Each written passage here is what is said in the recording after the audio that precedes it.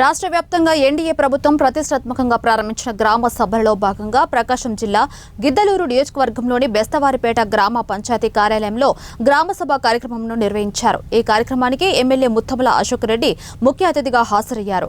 NDA ప్రభుత్వం ఇచ్చిన మాట ప్రకారమే ప్రతి కార్యక్రమాన్ని అమలు చేస్తూ వస్తుందన్నారు.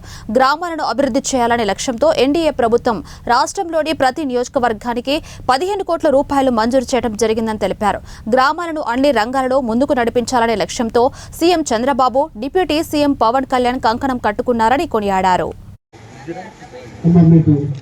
వ్యక్తిగతమైన సంబంధించినటువంటి సమస్యలు అంటే సరే వాటిని పరిష్కరించేటువంటి దానికి ఇది ఉంటుంది. చెప్తున్నా మీకు రేషన్ కార్డు లేదంటున్నారు, వ్యక్తిగత కాదు. నేనేమంటానంటే నేను ప్రభుత్వ పరంగా మీరు రేషన్ కార్డు అప్లై చేసుకోండి. రేపు కొత్త ration card system ration card ఇప్పిస్తాము. ఏ సంక్షేమ పథకం మీకు రావాలన్నా కూడా వైట్ రేషన్ కార్డు లేదు రాదు. మీకు ఇల్లు కానీ వీటిని ప్రభుత్వ పరంగా మీకు ఏదైనా ఎలిజిబిలిటీ ఉంటే ఖచ్చితంగా నేను శాంక్షన్ చేపిస్తాను. రేషన్ కార్డు అధికారులకి నోట్ చేసుకుని మీరు ఏ ఊర్లో ఉంటారమ్మా? మీరు ఖమ్మమ్మా? ఖమ్మం ఉంటే ఇక్కడ కాదు అప్లై చేయాల్సింది, ఖమ్మంలోనే అప్లై చేయాలి మీరు. అటువంటిప్పుడు నేను ఒకసారి ఎంపీడీఓ గారు, ఎంఆర్ఓ గారు వచ్చారా? ఎంఆర్ఓ గారు ఎవరైనా వచ్చారా?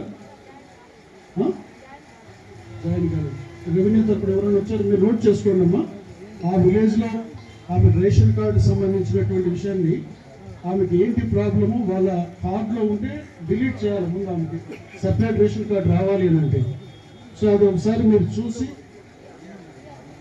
ముఖ్యమంత్రి నారా చంద్రబాబు నాయుడు గారి యొక్క సారథ్యంలో ఈరోజు నడుస్తూ ఉంది.